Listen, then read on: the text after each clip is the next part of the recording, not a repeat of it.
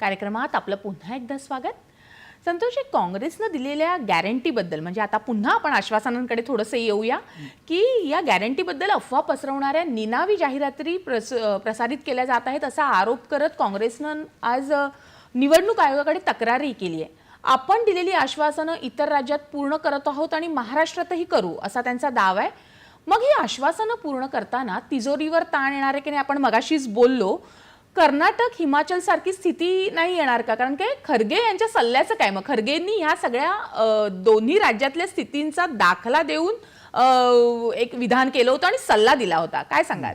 नक्कीच काँग्रेसचे अध्यक्ष मल्लिकार्जुन खरगे यांनी ज्या वेळेस ते विधान केलं होतं ते विधान होतं की आश्वासन देताना त्याचे परिणाम काय होतील याचा विचार करा, म्हणजे त्याचा आर्थिक झळ आपण सहन करू शकतो का याचा विचार करा असं त्यावेळेस खरगे म्हणाले होते।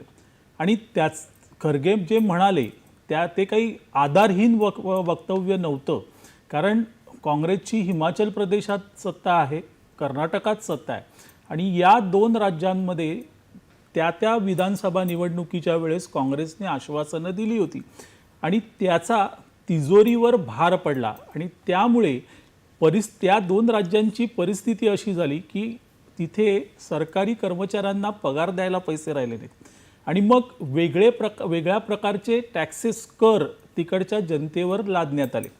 आता हे प्रत्यक्ष खरगे यांनी अनुभवलं होतं आणि त्यामुळे खरगे यांनी ज्या कानपिचक्या दिल्या होत्या ते अनुभवाचे बोल होते।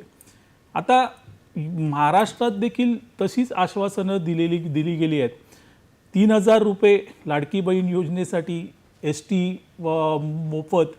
आता ही आश्वासनं ज्यावेळेस दिली गेली म्हणजे ही आश्वासनं काँग्रेसने दिली त्याचा महाराष्ट्राच्या तिजोरीवर काय परिणाम होणार आहे याचा विचार बरोबर आहे, मगाशी आपण याच्यावर बोललो। माझा मुद्दा असा आहे की तिजोरी यासाठी खर्च करायची का?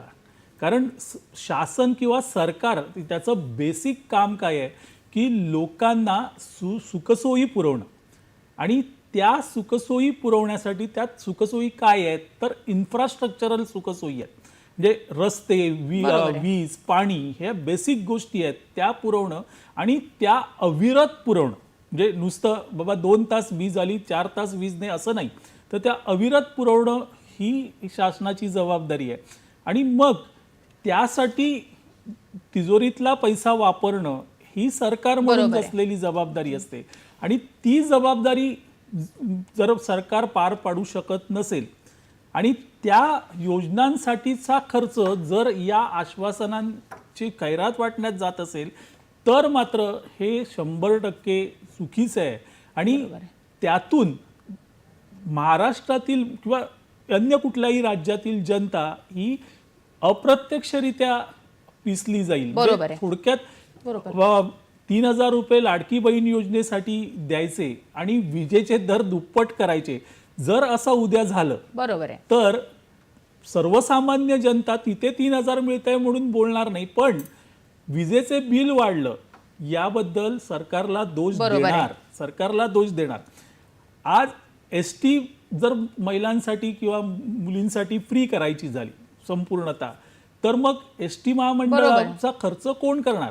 आणि मग अशा वेळेस गाड्या कमी झाल्या किंवा गाड्यांची व्यवस्थित डागडुगी नाही झाली, निगराणी नाही राखली गेली आणि त्यामुळे जर काही अपघातासारखे प्रसंग आले तर त्याचा दोषही सरकारवर जाणार आहे।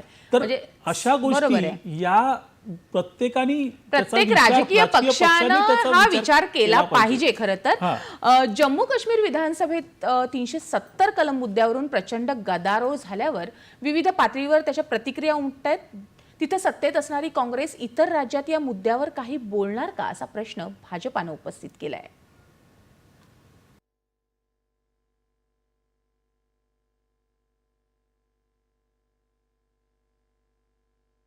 बात विकास के मुद्दों से ध्यान भटकाने के लिए किया गया था, लेकिन आप अगर अपने मुद्दों से ध्यान भटकाने के लिए ऐसा दुस्साहस करते हैं, उसकी तर्ज पर आप भारत को तोड़ने का दुस्साहस करेंगे।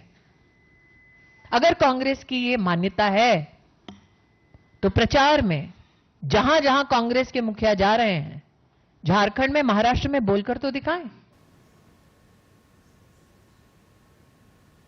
सारंग सर, स्मृती इराणी म्हणाल्या की या मुद्द्याचा काँग्रेस इतर राज्यात या मुद्द्यावर काही बोलणार आहे का असा प्रश्न भाजपाने खरं तर उपस्थित केलाय. काय सांगाल याविषयी? याचा अर्थ असा आहे की येत्या काही दिवसामध्ये भारतीय जनता पक्ष महाराष्ट्रात आणि झारखंडमध्ये हा मुद्दा काढणार, असा याचा अर्थ आहे. याचं कारण असं आहे की जम्मू काश्मीरच्या विधानसभेमध्ये आत्ता जो गदारोळ झाला आणि 370 कलम परत आणा अशी शिफारस विधानसभेने करावी केंद्र सरकारला, अशा प्रकारचा प्रयत्न तिथे होता.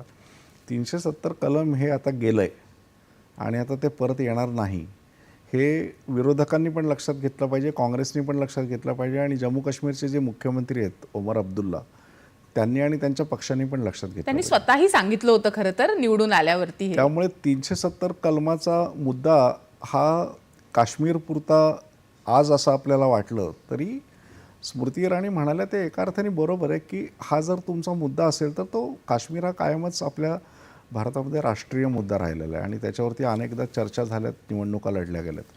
त्यामुळे काँग्रेसनी किंवा इतर पक्षांनी 370 आपलं परत आणायचं असेल तर तसं महाराष्ट्र आणि झारखंडच्या सभांमध्ये म्हणायला खरंच काही हरकत नाही. नॉर्मली विधानसभांच्या निवडणुका या राज्याच्या प्रश्नांवर लढल्या जातात किंवा ते मुद्दे चर्चेमध्ये असतात, पण आता 370 हा इतका महत्त्वाचा मुद्दा आहे की ज्या अर्थी स्मृती इराणी आज असं म्हणाल्या तसं पुढच्या काही दिवसामध्ये भाजपनी आणि महायुतीने हा मुद्दा महाराष्ट्राच्या प्रचारात आणला तर मला आश्चर्य वाटणार नाही.